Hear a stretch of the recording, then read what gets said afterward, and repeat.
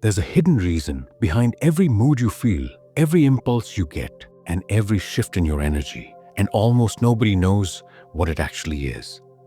Why do you wake up motivated some days, lazy on others, and anxious the rest? It's not random. It's not your mood. It's the three gunas controlling you. And until you understand them, you're a puppet to invisible strings. In chapter 14, verse 5 of the Bhagavad Gita, Krishna explains, material nature consists of three modes: goodness, passion, and ignorance. When the eternal living entity comes in contact with nature, O mighty Arjuna, he becomes conditioned by these modes. In simple words, your entire personality, behavior, and destiny are controlled by these three forces. Let me break them down. Sattva, goodness. This is when you feel clear, peaceful, and wise. You wake up early, eat healthy, help others without expecting anything. Knowledge and happiness come naturally. But here's the trap. Even this can bind you. You become attached to being the good person, the spiritual one, the disciplined one.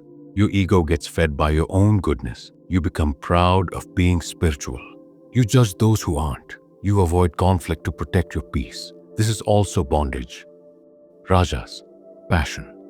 This is constant activity, ambition, desire. You want success, recognition, money, pleasure. You're always restless chasing the next goal. Nothing ever feels enough. You achieve something, feel good for a moment, then immediately crave more.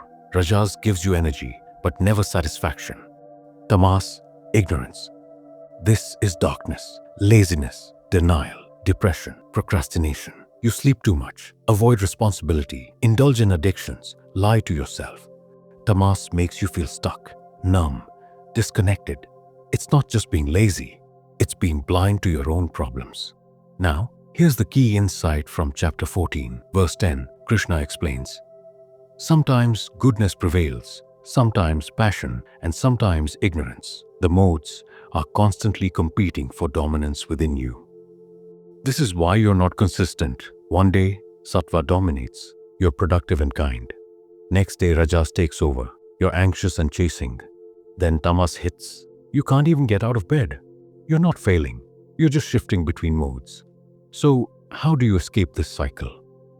In chapter 14, verse 22 to 23, Krishna describes someone who has transcended.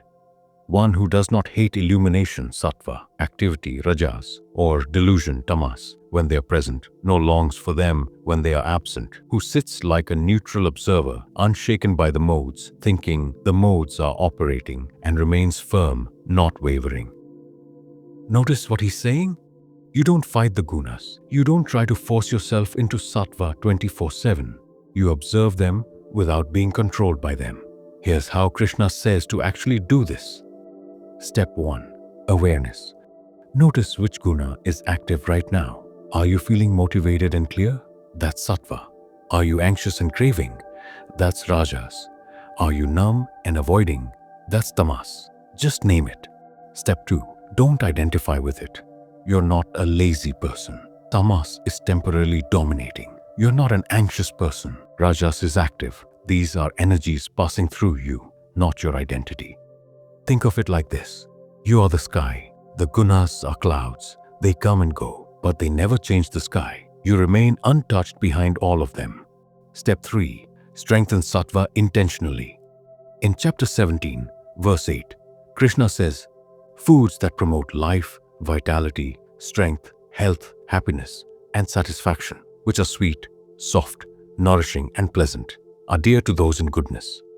What you eat, when you sleep, what you watch, who you spend time with, all of this shifts your dominant guna. Want more sattva? Wake earlier, eat lighter, reduce stimulation, spend time in nature, read wisdom, help others. Step 4. Use rajas wisely. Don't kill ambition. Channel it. Rajas becomes useful when directed toward a purpose beyond yourself. Krishna himself used rajas. He fought wars, built kingdoms, acted intensely, but he wasn't attached to outcomes. That's the difference. Step 5. Recognize tamas as a teacher. Sometimes darkness shows you what you're avoiding. Don't shame yourself for feeling stuck. Ask, what truth am I not facing? Tamas often appears when you're ignoring something your soul knows needs to change. And remember, don't fight the guna. If rajas makes you productive, work. If Sattva gives clarity, use it. If Tamas slows you down, rest. But do everything as an offering, not for ego, not for escape. This is the shift that begins true transcendence. But here's the ultimate teaching. In chapter 14, verse 26, Krishna reveals the final key. One who serves me with unwavering devotion transcends these three modes and becomes eligible for liberation. In simple words, the highest path isn't controlling the gunas through willpower alone. It's surrender. When your life becomes an offering, your work, your rest, your struggles, your victories, the gunas lose their grip because you're no longer living for personal pleasure, rajas, personal peace, sattva, or personal escape, tamas. You're living for something beyond the personal. So here's the truth. The gunas will always be there. You can't delete them, but you can stop being the slave. Watch them, work with them, but don't let them define you. Because the goal isn't to be good all the time. It's to be free. You're not your moods. You're not your energy levels. You're not even your peace. You're the awareness behind all of it. Untouched, unmoving, free. And when you realize that, the gunas lose their power. If this teaching helped you understand yourself better, then like, share, and subscribe. Because together, we're building a community that grows through real knowledge.